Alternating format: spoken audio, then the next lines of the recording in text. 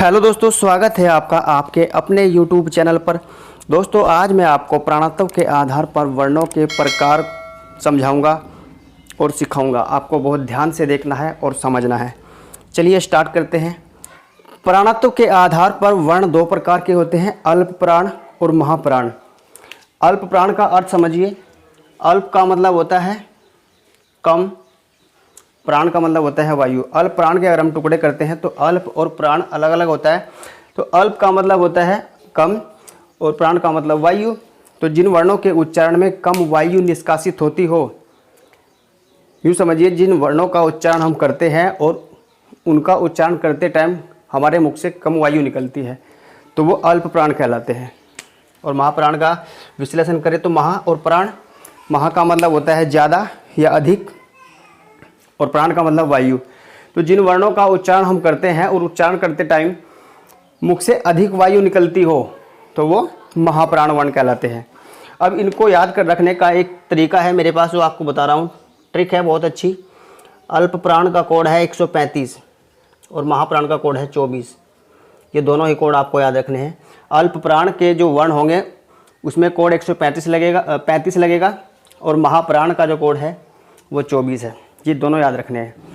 चलिए अब मैं आप इनको कोड देता हूँ। 1 2 3 4 5।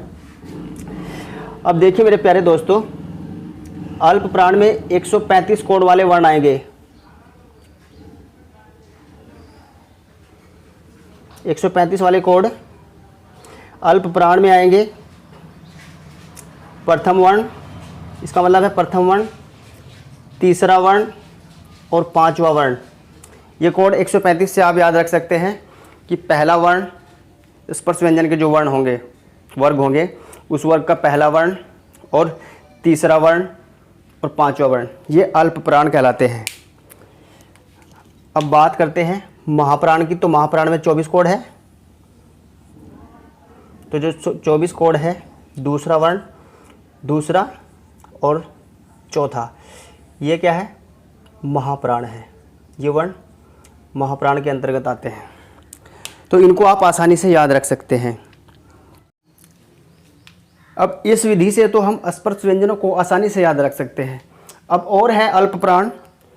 अंतस्थ व्यंजन भी अल्प प्राण के अंतर्गत ही आते हैं। अंतस्थ व्यंजन कौन कौन से हैं? या, रा, ला, वा, जिनकी संख्या 4 है, ये अंतस्थ व्यंजन है और ये अल्प प्राण के अंतर्गत ही आते हैं।